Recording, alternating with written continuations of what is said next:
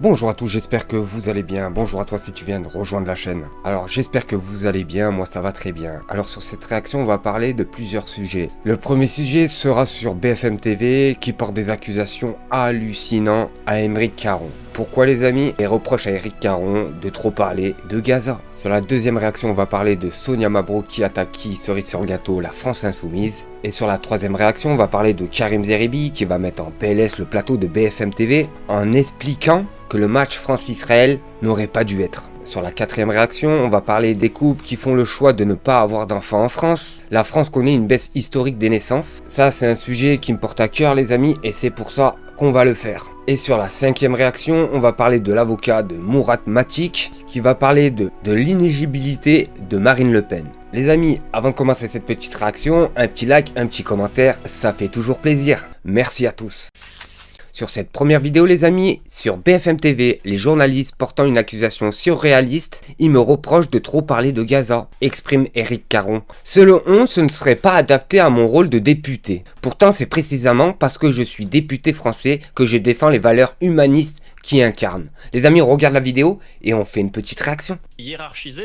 Vous avez hiérarchisé certaines causes. Il y a des évidences qui s'imposent à vous. Vous n'avez qu'un bracelet, vous n'en sais rien. Moi j'en ai pas. Comment? Mais vous n'avez qu'un bracelet au poignet, moi j'en ai pas. Donc vous avez ce Free Palestine. Donc, et vous me le reprochez? Non, pas du tout, je dis que vous avez votre hiérarchie des valeurs. C'est pas comme si vous pourriez en avoir 4 autres, 5 autres, 6 autres. Il y a un problème les amis, il y a un problème. Juste parce que Aymeric Caron porte un bracelet de la couleur de la Palestine, on a le journaliste corrompu jusqu'aux os qui va bientôt nous expliquer qu'on n'a pas droit. C'est hallucinant les amis, c'est hallucinant. Mais je vous le dis les amis, en France il n'y a plus besoin d'être comédien, de faire des formations et être comique. Non les amis, on a juste à regarder BFM TV. Je vous le dis, la formation des clowns est garantie. Des conflits dans le monde qui sont d'une gravité au moins équivalente par le fait que des crimes de guerre sont commis. Il n'y en a pas qu'un seul.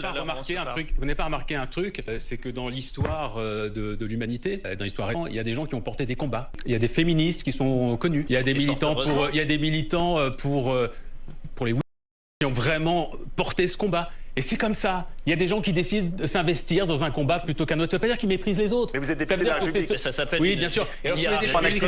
Comment? Vous n'êtes pas seulement un activiste, vous êtes aussi un député représentant. Mais je fais parfaitement mon travail. C'est ça, vous ne comprenez pas. Je porte la voix de celles et ceux qui m'ont élu et je suis là pour porter une vision politique à l'Assemblée. Or, je porte une vision politique qui est typiquement celle de la France dans laquelle j'ai grandi, en tout cas qu'on m'a présenté comme étant. Et voilà ce qui les dérange. Tout simplement parce que la France insoumise, elle dénonce ce qui se passe en Israël. Et c'est ça le problème. À chaque fois, je vous le dis, c'est propagande. C'est la même mascarade qui nous chante tous les jours en nous expliquant que les députés de la France insoumise devraient fermer les yeux. Voilà ce que j'entends dans mon oreille. France, c'est-à-dire celle qui porte des valeurs humanitaires et humanistes fortes, d'accord?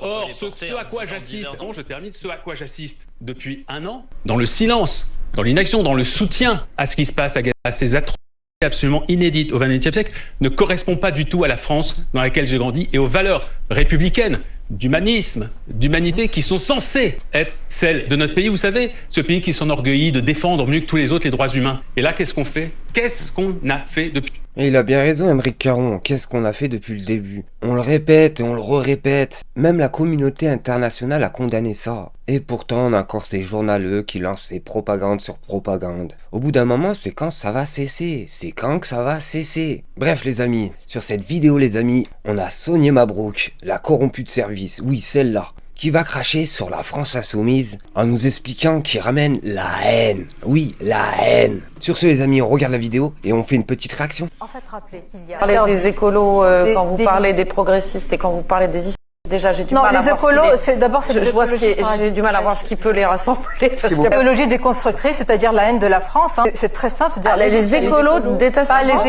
Les progressistes détestent la France. Les écologistes radicaux. Alors, les écologistes radicaux détestent la France. Les progressistes détestent la France. Pas les progressistes détestent la France. Ah oui, madame. Les écologistes. Et voilà les amis, pour Sonia Mabrouk et pour tous ces cieux en puissance, on nous explique que c'est pas que la France insoumise qui ramène la haine en France. Ça serait les écolos, ça serait les communistes, et bien sûr vous l'aurez bien compris, ça serait tous les Français qui seraient pas d'accord avec ce qui se passe en Cisjordanie les amis.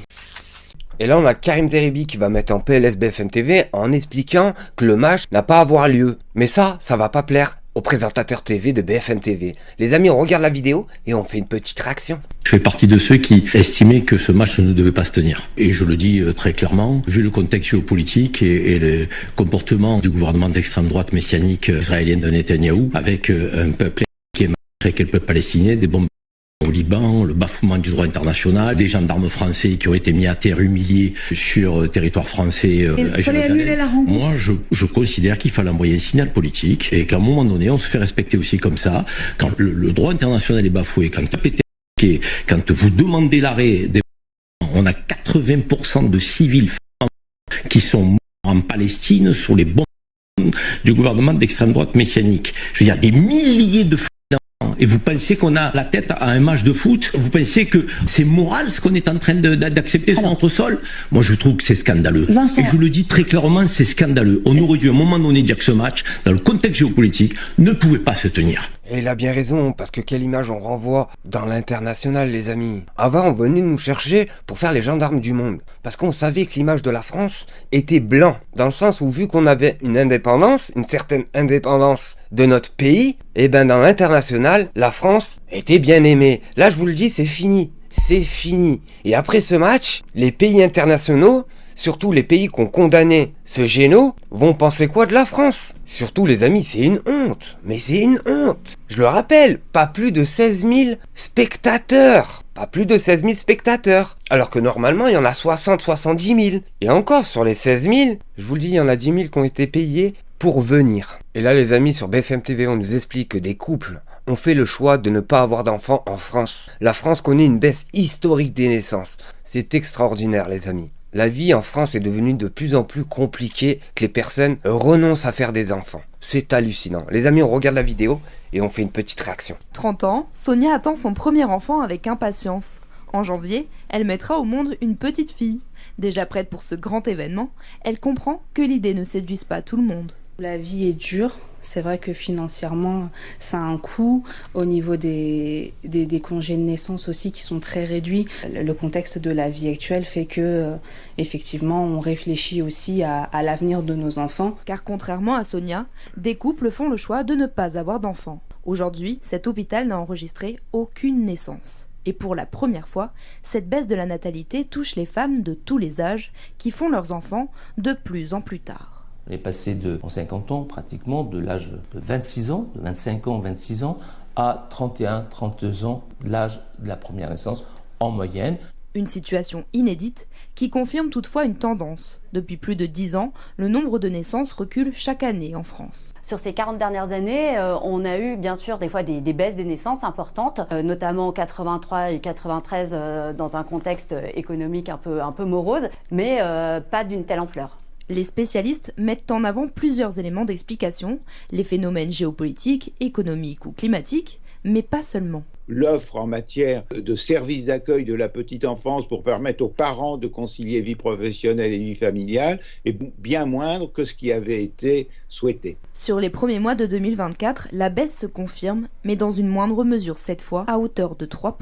Bah oui les amis, vu qu'en France, la vie devient de plus en plus compliquée, vu que les gens n'arrivent pas à se nourrir eux-mêmes, n'arrivent pas à finir jusqu'au 30 du mois avec 3 repas par jour. Je le rappelle, un Français sur 3 ne mange pas à sa faim en France. Comment vous voulez penser à faire des enfants? C'est pas possible les amis. Et c'est ça qui est hallucinant. C'est que normalement les politiciens français sonnent l'alerte.